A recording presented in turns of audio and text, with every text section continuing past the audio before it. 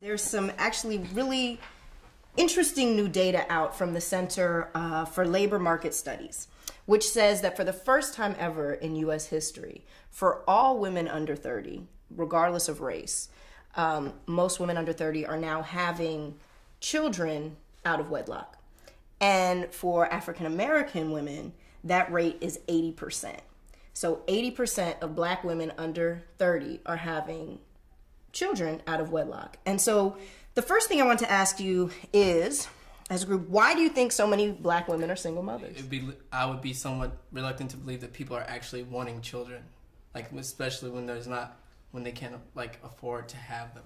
When we say women under 30, that's a huge age range. So there are 25, 26, 27-year-old women who do want to have children, regardless of whether they're married, and they're going to do it. And then there are teenage girls that maybe didn't plan on it, but they don't feel good having an abortion or they can't get access to one. So I just think it's important to keep in mind that there's probably a variety of situations and motivations. I think that too often we talk about the right to have children instead of the responsibilities that come along with that right to have children.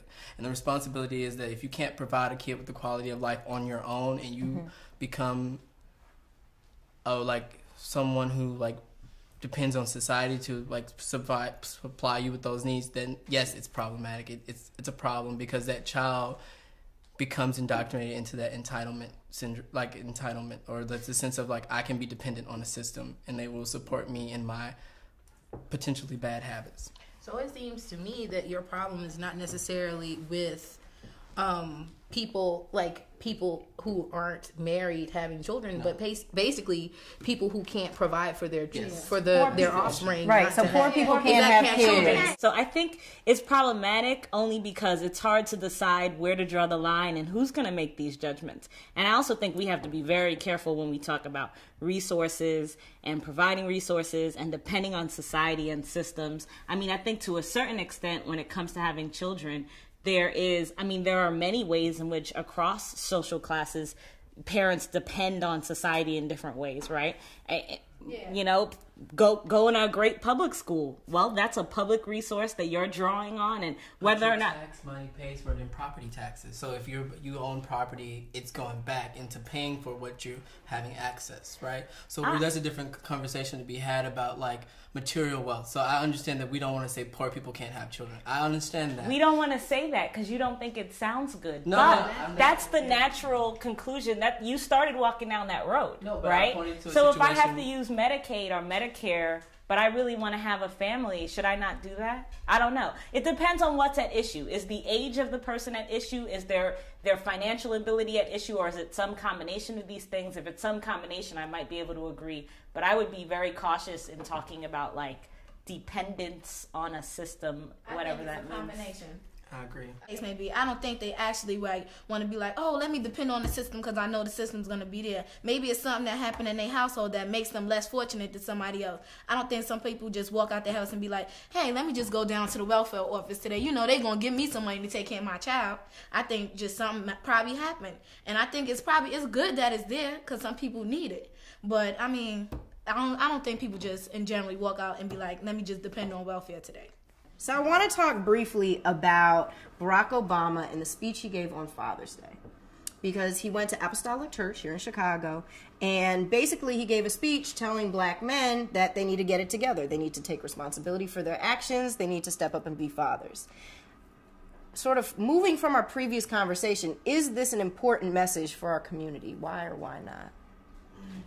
I don't know if preaching to fathers to come back to the household, right, is the way to handle the problem, number one. Number two, I'm not sure that bringing fathers that leave back into the household is the right thing to do in the first place because they left for a reason. Are they messed up? Are they abusive? Are they irresponsible? Do I want that in my household? And giving women an alternative to that. Why can't two women raise a child together? Why can't two men raise a child together? Why can't one person raise a child together if they so decide that that's what they want to do? And why can't we provide, why can't we imagine a strong family or a strong household outside of the man-woman paradigm. And I feel like that is the thing that's the problem I have with Barack Obama's speech. Because one of the things he does in this speech is he starts to talk about the preacher who founded the church, I think, that he was preaching at. And he talks about how he formed this rock, this foundation, right? And he's calling for fathers to form that rock, that foundation in the family.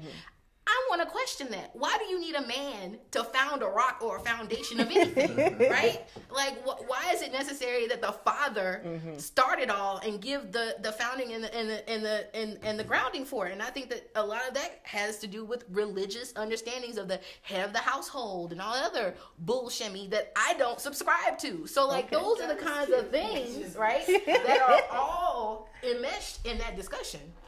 Sometimes it's actually the women who makes the decision whether or not the father is going to be in the child's life, because in some situations the mother chooses to like move away or decides that they don't want the father in their child's life. So that's also an issue, or that's also a reason why some fathers are not in their child's life. The idea that, like, you know, particularly for Black families, there are difficulties around like parenting and one parent not being around, or parents not having equal roles. Like, if we want to address that issue, I think there's a structural element, but I think we can't be afraid to also say there's a part of it that's about choices people are making, good or bad. Okay, sort of what you're saying, right? If he's an elected official and what he can really control are structural things, right? Make policies to change things. Then why is he giving the speech to people about personal responsibility and, you know, get it together, right? So then the question is, why is he giving the speech and who is he giving the speech to? And a lot of people ask that. So it was framed almost like, oh, is Barack airing Black people's dirty laundry in front of a whole bunch of white people, right? Because this is going on CNN, Fox News, MSNBC, and he's over here talking about, you know, Black men, you got to get it together. You know, you need to act right. More or less, that's what he's saying, right? So what does it mean that this is being aired to a whole bunch of white people, more or less? And is he really speaking to Black people, or is his audience another audience? And what might that mean for us? I definitely think that it's a political move on his part. Like, I think that makes Barack Obama look better, you know, to the general electorate as he, you know, is running for president of the United States of America. There's probably some element of pandering there, right? In other words, like, sure, he has that personal experience. Sure, it was Father's Day. And I'm sure it's nice as a signal to, you know, otherwise potentially frightened white people that he's willing to kind of take the hard line on Black men and tell them, you know, fix yourself up and stop being, you know, what did he say, AWOL and MIA and all this stuff. So, I mean, I'm sure he had a mixed bag of motives, which he will always have because he's a politician. Work, like, there are particular things that you can do as an individual, right, to fix your situation. But I want us to think about the ways in which structural issues affect the personal, right? Like, there is depression. I mean, like, you want to talk about a father, I mean, and I'm just taking an example that Obama used in his speech, a father sitting in front of the television with the remote just watching, you know, Sports Center. You know what I'm saying? Like, can we imagine, like, the various things that could be going on to lead him to be despondent, you know, like, to not want to engage with his family, to retreat, to not talk. You're right? Depression hurts, right? And you're talking about, you know, I want to talk about how depression is a real illness. Help me get my, you know, my chemistry right, my synapses going on, you know, popping off the right way, right? Like, I really think that it's important to think about how the structural hinders people's, like, and I feel day-to-day lives. Hold on a second, the conversation, the media, the conversation generally, right? So we're calling it discourse, but we're really saying it's a conversation that people are having, right? Amongst people at any level, whether it's in the media, whether it's amongst politicians, whether it's people in the beauty salon, whatever it is, that the conversation is based upon this idea that in some way Black people just haven't been getting it together. That if they would just act right, again, we'll say, or if they would take responsibility for themselves, if they would go out and get a job, if they would, you know, not have kids or something, that it wouldn't be a problem. And I think what you're saying, if I hear you, is that completely ignores the vast history of racism as both a personal process and an institutional model for our country.